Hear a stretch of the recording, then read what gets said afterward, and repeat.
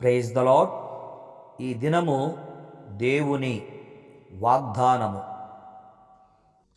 యోబు గ్రంథము 22వ అధ్యాయము 28వ వాక్యము. మరియు నీవు దేనినైనా యోచన చేయగా అది నీకు స్థిరపరచబడును, నీ మార్గముల మీద వెలుగు ప్రకాశించును. ప్రభువునందు ప్రియమైన వారలారా, దేవుడు నేటి దినము నీకు అనుగ్రహించిన వాగ్దానము. దేవుడు నీకు క్షేమకరమైన ద్వారములు తెరచి ఉన్నాడు. దాని యందు నీకు దీవెనలు కలవు. పరిశుద్ధ గ్రంథంలో యోబు గ్రంథము 22వ అధ్యాయములో యోబు గారితో తన స్నేహితుడైన ఎలీఫజు మాట్లాడుతూ ఉన్నాడు. ఎలీఫజు గ్రహించినది ఏమిటంటే, దేవుని దగ్గర ఏదైనా ఆలోచన చేస్తే దేవుడు దానిని అనుగ్రహిస్తాడని, మార్గములో వెలుగును ప్రకాశింపచేస్తాడని తెలియచేశాడు. దేనినైనా యోచన చేయగా అది నీకు స్థిరపరచబడును. ఈరోజు దేవుని కుమారుడివిగా, దేవుని కుమార్తెవుగా దేని విషయమైతే నీవు ఆలోచన చేస్తూ ఉన్నావో అది నీ జీవితంలో యేసు నామమున స్థిరపరచబడుతుందని, అంతేకాకుండా నీ మార్గముల మీద వెలుగు ప్రకాశించును అని కూడా ఈ వాక్య భాగములోని వాగ్దానాన్ని దేవుడు నీకు బయలుపరిచాడు.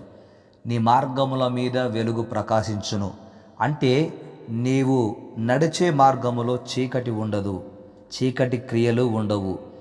వెలుగు యేసుక్రీస్తే ఆ వెలుగు కనుక ఆ ప్రభువు నీ మీద ప్రకాశించి ఉన్నాడని, నీ మార్గములో చీకటి ఉండదు అని, నీవు దేవుని యొద్ద దేనినైనా యోచన చేస్తే అది నీకు స్థిరపరచబడుతూ ఉంది అని దేవుడు నేటి దినము తెలియచేస్తూ ఉన్నాడు. దేవుడు చూడలేనిది ఏది ఈ భూమి మీద లేదు. ఆ దేవాది దేవునికి అసాధ్యమైనదంటూ ఏదీ లేదనేది మనము జ్ఞాపకం చేసుకోవాలి. యోబు గ్రంథం 22వ అధ్యాయము 21వ వచనములో ఆయనతో సహవాసము చేసిన ఎడల నీకు సమాధానము కలుగును, అలాగున నీకు మేలు కలుగును అని ఎలీఫజు మరొక మారు ఈ మాట యోబుకు జ్ఞాపకం చేస్తున్నాడు. ఈరోజు నువ్వు ఆ యేసయ్యతో సహవాసము చేస్తూ ఉన్నావు, ఆ యేసయ్య సన్నిధిని అనుభవిస్తున్నావు గనక నీ జీవితంలో ఆయన చేయలేనిదంటూ ఏదీ లేదు, ఆయనకు అసాధ్యమైనదంటూ ఏదీ లేదు.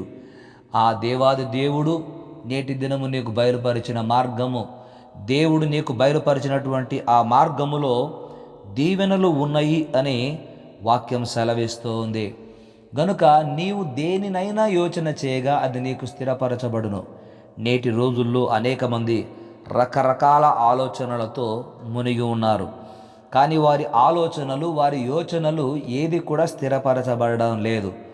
దేవుడు నీకైతే నీవు చేసిన యోచన నీకు స్థిరపరచబడును అని వాగ్దానం చేశాడు. నీవు దేని గురించి ఆలోచిస్తున్నావో, దేని గురించి నువ్వు వేచి ఉన్నావో ఆ దేవాది దేవుడు నీ జీవితంలో దానిని ప్రసాదించబోతూ ఉన్నాడు. నీకు క్షేమకరమైన ద్వారము ఆయన తెరిచి ఉన్నాడు. ఆ ద్వారములో, ఆ మార్గములో దేవుని దీవెనలు దాగి ఉన్నాయి, దేవుని దీవెనలు దాగి ఉన్నాయి. ఆ మార్గము మీద వెలుగు ప్రకాశించును అని వాక్యం సెలవిస్తుంది. ఆ మార్గమే యేసు, ఆ దీవెనలే యేసయ్య సన్నిధి. గనుక ఆ యేసయ్య సన్నిధి, ఆ యేసయ్య వెలుగు నీ మార్గముల మీద ఇప్పుడు ఎల్లప్పుడూ సదా తోడై ఉండాలని నా ప్రార్థన. అట్టి కృప దేవుడు నీకు దయచేసి క్షేమకరమైన దీవెనలు నీకు అనుగ్రహించునుగాక. ఆమెన్. ప్రార్థన. పరిశుద్ధుడైన నా తండ్రి, మీకు వందనాలు, స్తోత్రాలు చెల్లిస్తూ ఉన్నాం. నాటి దినము తేమానీయుడైన ఎలీఫజు యోబు గారితో చెప్పిన మాట, నీవు దేనినైనా యోచన చేయగా అది నీకు స్థిరపరచబడును, నీ మార్గముల మీద వెలుగు ప్రకాశించును అని చెప్పిన మాట నేటి దినము మా ప్రియ బిడ్డలకు మీరు వాగ్దానముగా ఇచ్చారు. ఎంత గొప్ప దేవుడవు, ఎంత మంచి దేవుడవు. మీ బిడ్డలు నాయన దేనిని యోచిస్తున్నారు, దేనిని ఆలోచిస్తూ ఉన్నారు తండ్రి, వారి క్షేమ విషయమై నాయన వారి యొక్క జీవితములో మీరు బయలుపరిచిన ఈ వాగ్దానమును నెరవేర్చమని ప్రార్థిస్తున్నాం. దైవికమైన యోచనలు స్థిరపరచబడతాయి.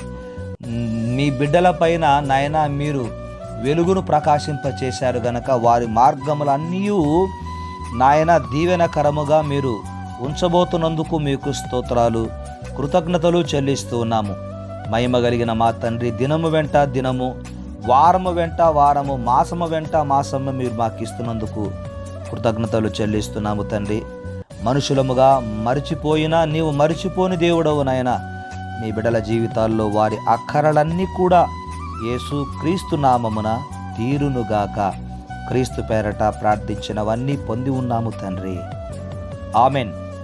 తండ్రి, కుమార, పరిశుద్ధాత్మ త్రియేక దేవుని ఆశీర్వాదాలు ఈ వాగ్దానమును నాయన మీరు ఎవరికి బయలుపరిచారో వారందరికీ, మా ప్రియ బిడ్డలకు, దూరదేశాలలో ఉన్నవారికి, ఇతర రాష్ట్రాలలో ఉన్నవారి అందరికీ సదా తోడై ఉండునుగా కానీ ప్రార్థిస్తున్నా.